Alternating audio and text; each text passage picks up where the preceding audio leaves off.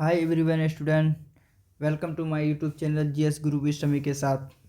आज हमारा PYQ series का आज दूसरा सेशन है और आज हम इस टॉपिक में पॉलिटी से संबंधित जो प्रीवियस ईयर में पूछा गया है उनके बारे में हम बात करेंगे विथ एक्सप्लेनेशन के साथ।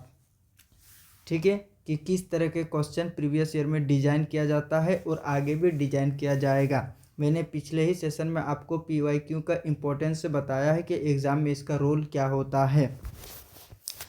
चलिए आज का सेशन हम शुरू करते हैं। हमारा सेशन का मकसद है पीवाई सीरीज को एकत्र करना, सभी एग्ज़ाम जितने भी एग्ज़ाम हुए हैं सभी का पीवाईक्यू का सॉल्यूशन विथ एक्सप्लेनेशन के साथ। चलिए आज का सेशन हम शुरू करते हैं। आज का पहला क्वेश्चन है निम्नलिखित में से किस समिति, ठीक है, निम्नलिखित में से किस समिति के सिफारिश पर नागरिकों को मौलिक कर्तव्य, ठीक है, मौलिक कर्तव्य को भारतीय संविधान में जोड़ा गया था। सबसे पहले हम मौलिक कर्तव्य के बारे में कुछ बात कर लेते हैं। मौलिक कर्तव्य यानी फंडामेंटल ड्यूटीज, ठीक है। स्वर्ण सिंह समिति ने सिफारिश की और इसी के सिफारिश के आधार पर 42वें संविधान संशोधन किया। 42वें संविधान संशोधन 1976 में किया और उसने आर्टिकल 51 के जोड़ा और इस प्रकार हमारा हो गया है फंडामेंटल ड्यूटीज 10 हो गया है। लेकिन फिर एक संशोधन हुआ, 86वें संविधान संशोधन हुआ 2002 में, ठीक है। 86वें संविधान संशोधन हुआ 2002 में और इसने 51 के 1 जोड़ा और इसमें बोला कि 8 से 14 वर्ष के बच्चे के लिए शिक्षा, ये फंडामेंटल ड्यूटीज। और इस प्रकार वर्तमान में हमारे पास कितना है, 11 मौलिक कर्तव्य की सूची है, ठीक है। तो इस क्वेश्चन देख लेते हैं। ए, संथानम समिति के सिफारिश पर, केलकर समिति के सिफारिश पर, स्वर्ण सिंह समिति, इनमें से कोई नहीं। तो सही उत्तर क्या हो जाएगा, स्वर्ण सिंह समिति। आपको फंडामेंटल राइट्स में इतना याद रखना है, यही पॉइंट, ये पॉइंट इंपॉर्टेंट होता है फंडामेंटल राइट्स। और एक बात, फंडामेंटल राइट्स को किस देश से ग्रहण किया भारत ने, यूएसएसआर मतलब सोवियत संघ से ग्रहण किया है। फंडामेंटल राइट कौन से भाग में हमारा संविधान में, भाग 4A, ये 42वें संविधान संशोधन के माध्यम से ही जुड़ा गया है, ठीक है। अगली क्वेश्चन की ओर हम बात करते हैं। भारतीय संविधान के अनुच्छेद 30 में किन अल्पसंख्यकों का उल्लेख किया गया है, ठीक है। हमारे जो फंडामेंटल राइट्स है, फंडामेंटल राइट्स में एक है 29 से 30। इसमें कहा है सांस्कृतिक एवं शैक्षणिक अधिकार, सांस्कृतिक एवं शैक्षणिक अधिकार, ये हमारा क्या है, एक फंडामेंटल राइट से है। इसमें पूछा है कि आर्टिकल 30 जिसमें अल्पसंख्यक शब्द का उल्लेख किया गया है। सबसे पहले बात होता है कि अल्पसंख्यक है कौन, तो अल्पसंख्यक के अंतर्गत आ जाता है मुस्लिम, सिख, ईसाई, ठीक है, सिख है, ईसाई है, बौद्ध, जैन और फारसी, ये अल्पसंख्यक होता है।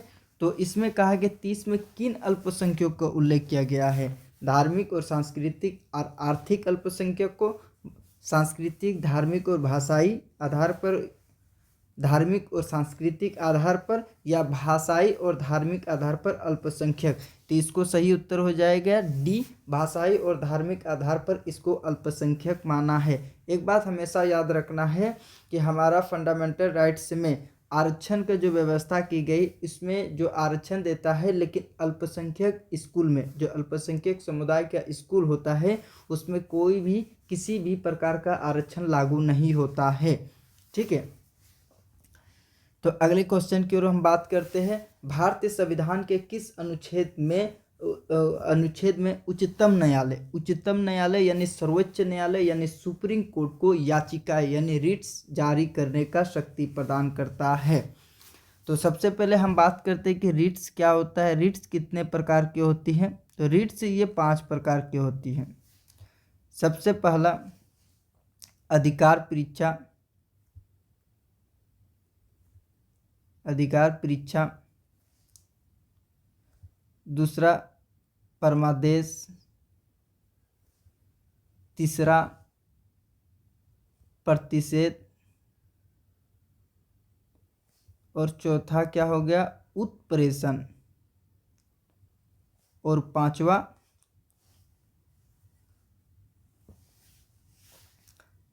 बंदी प्रत्यक्षीकरण। ये 5 प्रकार का रिट सर्वोच्च न्यायालय को जारी है और हाई कोर्ट को भी ही अधिकार मिला है।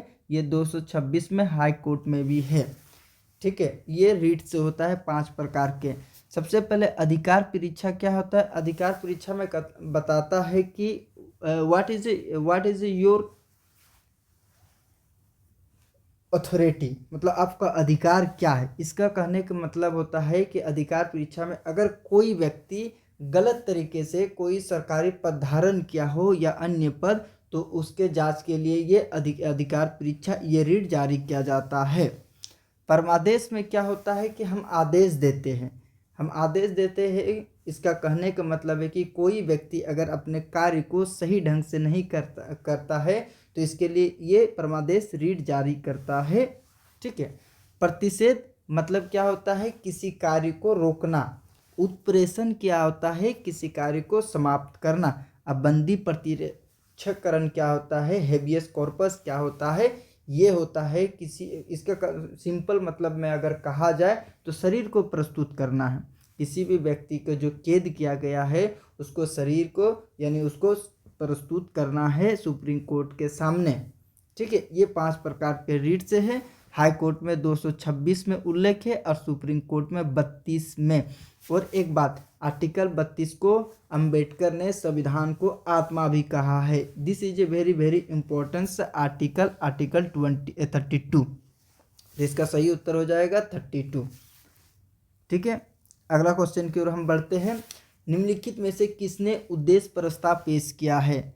उद्देश्य प्रस्ताव किसने पेश किया है, तो सबसे पहले हम बात करते उद्देश्य प्रस्ताव 13 दिसंबर 1946 को जवाहरलाल नेहरू ने पेश किया था और इसे हमारे संविधान ने 22 जनवरी 1947 को इसे क्या कर दिया था, स्वीकार कर लिया।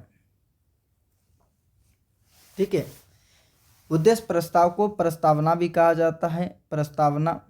ठीक है, उद्देश्य प्रस्ताव या प्रस्तावना, ये जो शब्द है ना, ये यूएसए से ग्रहण किया है और इसकी जो भाषा है, ये भाषा कहाँ का है, तो ये ऑस्ट्रेलिया से लिया है।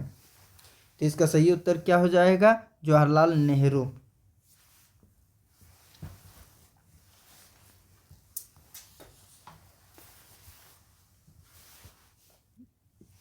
अगली क्वेश्चन, राज्य चुनाव आयुक्त की नियुक्ति कौन करता है।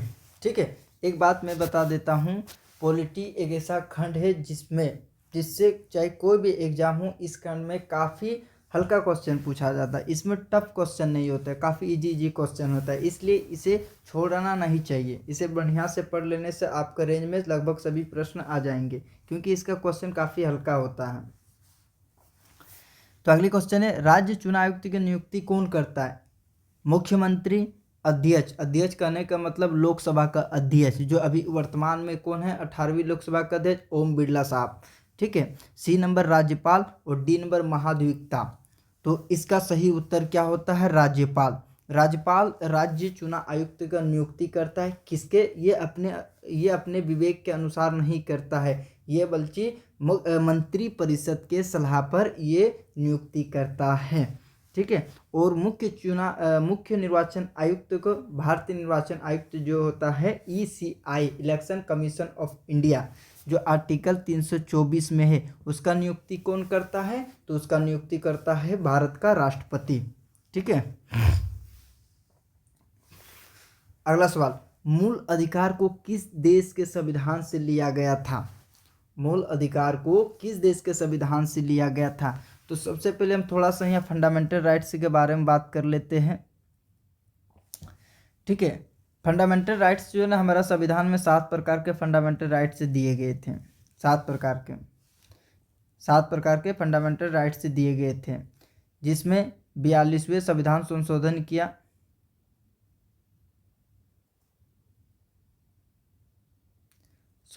किया और इसमें 2 आर्टिकल, एक आर्टिकल 19(1)(f) और एक आर्टिकल 31, इसको क्या कर दिया, जो ये था ना, ये संपत्ति का अधिकार था, संपत्ति का राइट्स इसमें था, संपत्ति यानी नागरिक, केवल नागरिक को, और इसमें सभी को, इसमें भी संपत्ति का अधिकार था 31 में, इसमें सभी को प्राप्त था।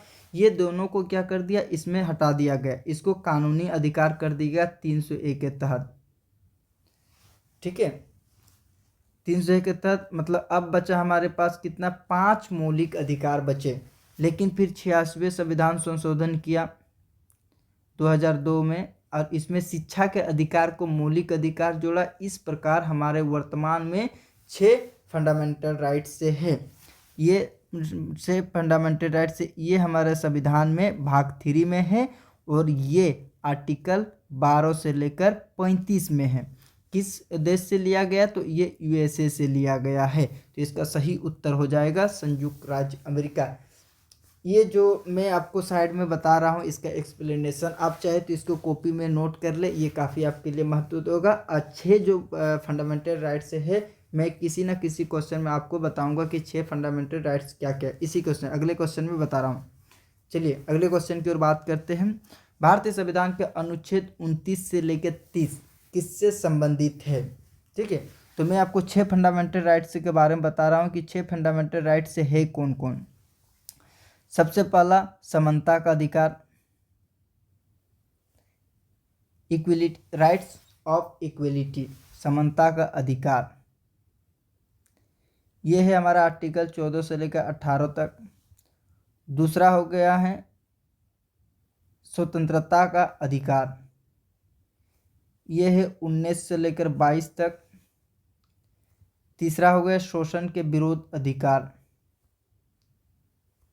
शोषण के विरुद्ध अधिकार, ये हो गया 23 से लेकर 24 तक। चौथा क्या है, धार्मिक स्वतंत्रता, धार्मिक स्वतंत्रता का अधिकार, ये है 25 से लेकर 28 तक। पांचवा क्या है, सांस्कृतिक एवं शैक्षणिक अधिकार। अगर मेरा हैंडराइटिंग आपको समझ में नहीं आ रहा तो मैं बोल रहा हूँ, आप लिख सकते हैं। सांस्कृतिक एवं शैक्षणिक अधिकार, ये आर्टिकल 29 से लेकर 30 तक दिया है। छठा क्या है, संवैधानिक उपचार, और इसी को ही अंबेडकर साहब ने क्या बोला था, संविधान का आत्मा कहा था 32 में। तो इसमें क्या पूछा, भारत के संविधान का अनुच्छेद 29 किससे संबंधित है, तो ये सांस्कृतिक एवं शैक्षणिक अधिकार से संबंधित है। समानता का अधिकार ये 14 से 18 हो जाएगा, ये 19 से 22 हो जाएगा, और ये 25 से 28 हो जाएगा। ये जो स्वतंत्रता है ना, ये भारतीय प्लस विदेशी को भी प्राप्त है। ठीक है, अगले क्वेश्चन की ओर बात करते हैं। निम्नलिखित में से कौन सा एक संवैधानिक निकाय नहीं है? संवैधानिक निकाय और गैर संवैधानिक निकाय क्या होती है, या सांविधिक निकाय। संवैधानिक निकाय ऐसे निकाय होते हैं जिसका उल्लेख संविधान में किया गया है। ठीक है, जिसका उल्लेख क्या हुआ, संविधान में किया गया है। और सांविधिक निकाय या संविधानतर, संवैधानिक निकाय क्या होता है, जिसका संविधान में तो उल्लेख नहीं किया गया है लेकिन संविधान के आदर्शों को पालन करता है। अगर इस आधार पर हम देखें तो वित्त आयोग, ये हमारे संविधान में है 280 में। ठीक है, नीति आयोग क्या है, इसका सही उत्तर नीति आयोग। नीति आयोग संवैधानिक निकाय नहीं है बल्कि सांविधिक निकाय है। ठीक है, अगले क्वेश्चन की ओर हम बात करते हैं। लोकसभा सदस्य होने के लिए न्यूनतम आयु कितनी होनी चाहिए? तो लोकसभा के न्यूनतम आयु होनी चाहिए 25 साल। राष्ट्रपति या राज्यपाल बनने के लिए आपको 35 साल की आवश्यकता होती है।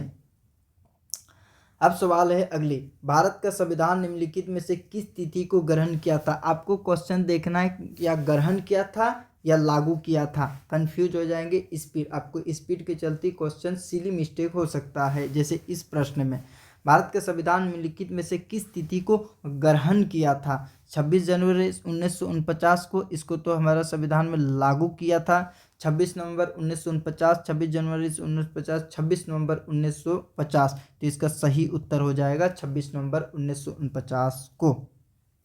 अगली क्वेश्चन, राज्य के राज्यपाल के रूप में नियुक्त होने के लिए आयु कितनी होनी चाहिए? तो सबसे पहले हम राज्यपाल के बारे में बात कर लेते हैं।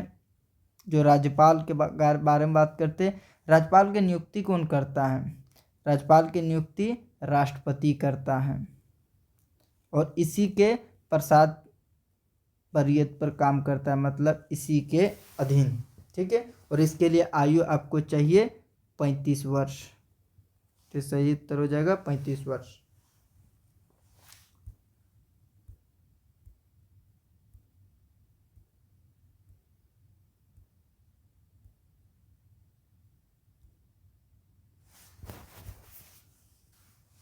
ठीक है, अगला क्वेश्चन की ओर हम बात करते हैं।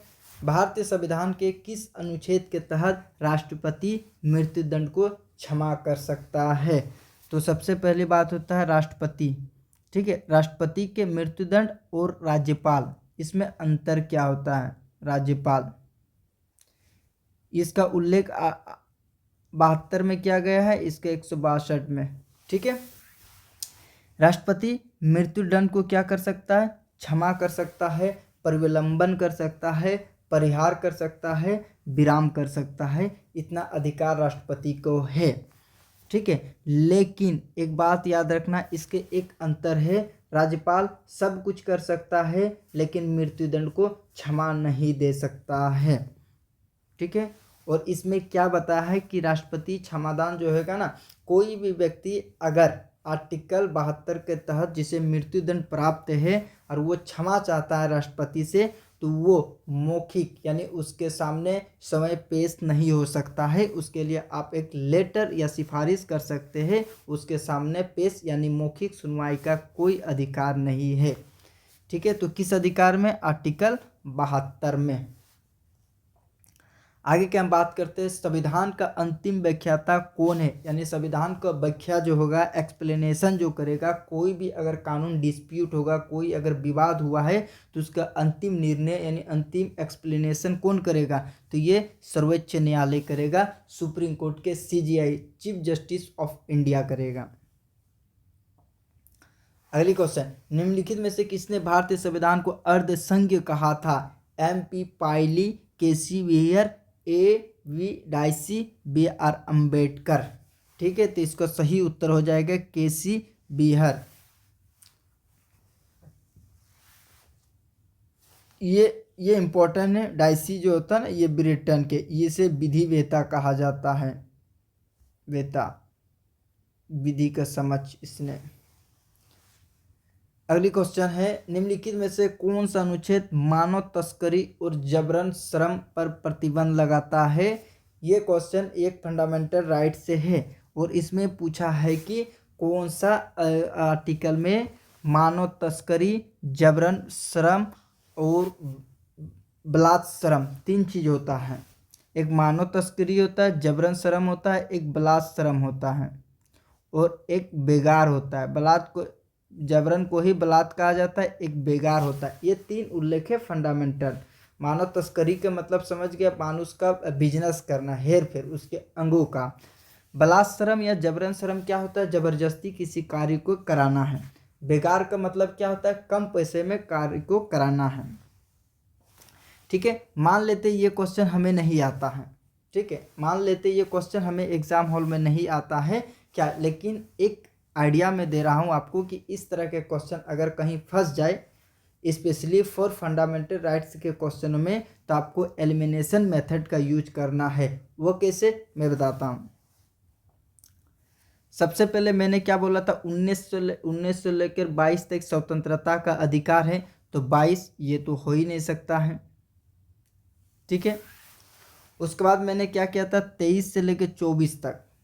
ठीक है, उसके बाद मैंने क्या किया था, 25 से लेकर 28 तक धार्मिक स्वतंत्रता। यहाँ धार्मिक स्वतंत्रता के कोई बात है नहीं है, तो ये भी नहीं हो सकता। तो बचा क्या, एक, ये 23 हो जाएगा लास्ट।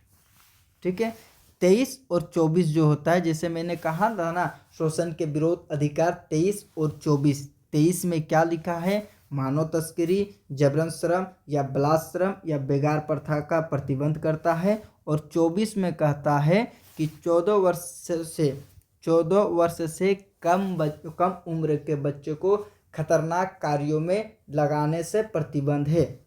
24 में ये कहता है खतरनाक कार्य, आपको कीवर्ड में ध्यान देना है, खतरनाक कार्य। जैसे कि टीवी में तो 14 वर्ष के बच्चे काम करता है, वो खतरनाक कार्य नहीं है। ठीक है, अगली क्वेश्चन। भारत फंडामेंटल राइट से बहुत ही ज़्यादा PYQ पूछा है। प्रीवियस ईयर में लगभग सभी एग्जाम में फंडामेंटल राइट से बहुत ही क्वेश्चन पूछा। अगर आपको फंडामेंटल राइट्स को पूरा बढ़िया से अगर पढ़ना है तो मैंने इसके ऊपर एक लेक्चर लिया है, जाके मेरे चैनल में आप इसको देख सकते हैं। ये काफ़ी बढ़िया तरीके से एक्सप्लेनेशन के साथ बताया हूँ, क्योंकि ये जो टॉपिक होता है पॉलिटी से, ये काफ़ी इम्पोर्टेंट टॉपिक है। हर एग्जाम में कोई ना कोई क्वेश्चन इससे भिड़ता है और बहुत इजी क्वेश्चन पूछता है। भारत के संविधान के अनुच्छेद 19 से 30 किससे संबंधित है? जैसे रिपीट हुआ है ये क्वेश्चन, और एक बार मैंने इससे पहले डिस्कस किया है, इससे फिर रिपीट हो गया है हूबहू यही, तो मैंने इसको बताया है सांस्कृतिक एवं शैक्षणिक अधिकार। अगले क्वेश्चन की ओर हम बढ़ते हैं। निम्नलिखित में से किस वर्ष मतदान की आयु 21 वर्ष से घटाकर 18 वर्ष कर दिया था? किस वर्ष? ठीक है, तो किस वर्ष से किया था? सबसे पहले इसमें 61वें संविधान संशोधन किया था। 61वें संविधान संशोधन 1990 में किया था, और इसमें कहा था कि मतदान की जो आयु 21 साल है उसे घटाकर 18 कर दिया जाए। तो ये किन से? 1990 में। और किस संशोधन में? 61वें संविधान संशोधन में। सही उत्तर डी हो जाएगा। अगली क्वेश्चन। ये क्वेश्चन मुझे थोड़ा अटपटा सा लग रहा है, लेकिन जैसे पूछा है हूबहू मैंने छाप दिया है। इसमें कहा है कि भारत के संविधान में चौथी अनुसूची कितना है पता ना आपको? पहले अनुसूची 8 था, अब कितना हो गया? 12 अनुसूची, जिसमें से आपको 8 अनुसूची जो है ना, 8 अनुसूची ये VVI है। 8 अनुसूची VVI है, बहुत ही इम्पोर्टेंट है, बहुत ही इम्पोर्टेंट है 8 अनुसूची। 8 अनुसूची में क्या दिया है? भाषा दिया है, जो 22 भाषा है। ठीक है, इसके बारे में अगर आपको जानना है तो आपको कमेंट सेक्शन में बताना मुझे। मैं इसके लिए मैं सूचियों को लेकर मैं एक वीडियो बनाऊंगा। सूचियों जो 12 सूची है, जिनमें से 8 सूची बहुत इंपॉर्टेंट है। तो इसमें कहा है कि चौथी अनुसूची के रूप में किससे संबंधित है? तो राज्य विधानमंडल के लिए, लोकसभा में सीटों का आवंटन के लिए, राज्य के नीति निर्देशक सिद्धांत के लिए, या राज्य परिषद में सीटों का आवंटन के लिए। ये क्वेश्चन मुझे थोड़ा सा अटपटा लग सकता है, क्योंकि ये लोकसभा के लिए तो है ही नहीं, राज्य नीति निर्देशक तत्व का कोई बात नहीं, विधानमंडल का कोई बात नहीं है, लेकिन एक ही बचता है। लेकिन ये भी मुझे थोड़ा अटपटा सा लग रहा है। क्यों? क्योंकि चौथी अनुसूची में कहा है कि राज्यसभा के सीटों का बारे में कहा है, राज्यसभा के सीटों का आवंटन कहा है राज्यसभा के सीटों का, और ये जनसंख्या के आधार पर। ठीक है, ये होता है इसका सही। अगले क्वेश्चन। ये भी क्वेश्चन थोड़ा अटपटा सा है। थोड़ा अटपटा से क्यों है? जैसे मैंने आपको फंडामेंटल ड्यूटीज के बारे यानी मौलिक कर्तव्य के बारे में पूरा विस्तार से पिछले क्वेश्चन में डिस्कस किया हूँ। इसमें पूछा है कि सवर्ण सिंह समिति ने मौलिक कर्तव्यों के बिंदु कोड तैयार किए थे। बिंदु कोड कितने तैयार किए थे? 9, 8, 11। तो जैसे मैंने बताया था 11 हमारा फंडामेंटल राइट्स अभी है। तो इसमें क्या था? 10 तैयार किया था, लेकिन मेरे 10 तैयार किया था, लेकिन इसमें ऑप्शन में नहीं दिया है। तो टोटल इसमें पूछा है कि टोटल कितना है? 11, ना तो ये। ठीक है, जैसे मैंने बोला सवर्ण सिंह समिति की सिफारिश पे 42वें संविधान संशोधन के 91A जोड़ा, और इस प्रकार हमारा फंडामेंटल राइट्स 10 हो गया, लेकिन 10 इसमें दिया नहीं। 86वें संविधान संशोधन किया है और 91A के जोड़ा, शिक्षा को फंडामेंटल राइट्स में जोड़ के, इस प्रकार कितना हो गया? 11। इसमें 11 होना चाहिए, लेकिन ऑप्शन में 9, 11 ये होना चाहिए। भारतीय संविधान के अनुच्छेद 76 किस पदाधिकारी से संबंधित है? आर्टिकल अनुच्छेद किस पदाधिकारी से संबंधित है? अब मैं आपको ऐसा रामबाण ट्रिक देने वाला हूं अनुच्छेद याद रखने का, शायद ही आपने कभी पहले ऐसा ट्रिक सुना होगा या पढ़ा होगा, आपने बहुत रट लिया है, लेकिन इस जो मैं अब ट्रिक देने वाला हूँ ये काफ़ी मज़ेदार ट्रिक है और काफ़ी मस्त ट्रिक है, एकदम सिंपल है। भारतीय संविधान का अनुच्छेद 76 किस पदाधिकारी से संबंधित है? ठीक है, तो ये पदाधिकारी क्या होता है? ये महान्यायवादी से संबंधित है। महान्यायवादी जो होता है ना, भारत का सर्वोच्च प्रथम विधिवेता है, मतलब ये कानून मंत्री है। प्रथम विधिवेता मतलब कानून का व्याख्या करने वाला प्रथम होता है। महाधिवक्ता ये राज्य में होता है, तो राज्य के अब मान लेते हैं महान्यायवादी के बारे में थोड़ा सा हम बात कर लेते हैं। इसका नियुक्ति कौन करेगा? राष्ट्रपति करेगा। ठीक है, इसका कार्यकाल अगर पूछा जाए तो इसके कार्यकाल का कोई उल्लेख नहीं है, कार्यकाल का कोई उल्लेख नहीं। ये संविधान के प्रसाद परिषद पर कार्यरत रहेगा। राष्ट्रपति जब चाहे इसे पद से हटा सकता है। ठीक है, ये अपना त्याग पत्र भी राष्ट्रपति को देगा, मतलब ये प्रसाद परिषद राष्ट्रपति का रहेगा, मतलब सारा चीज़ ये राष्ट्रपति पर ही डिपेंड करेगा। ये इतना याद रखना है महान्यायवादी के बारे में। ठीक है,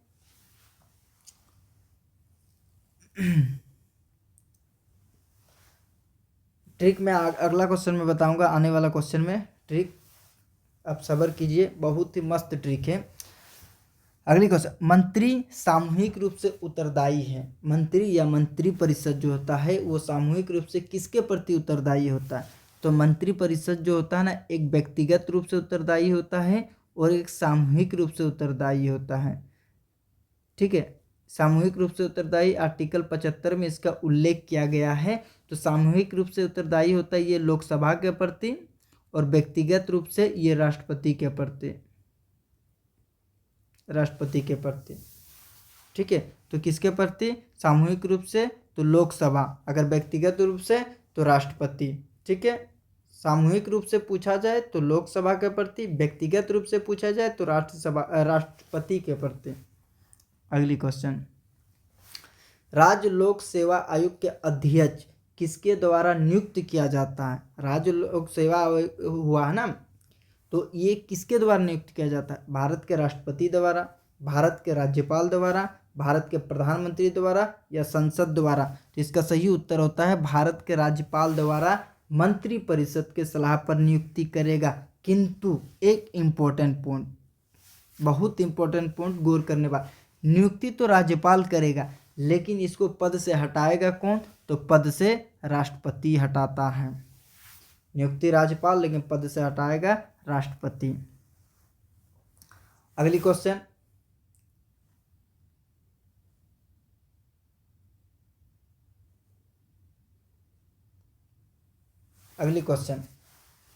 राज्यों में मुख्यमंत्री सहित मंत्री परिषद में मंत्रियों की न्यूनतम संख्या क्या होगी? ठीक है, तो इसके बारे में थोड़ा सा हम बात कर लेते। 91 संविधान संशोधन किया।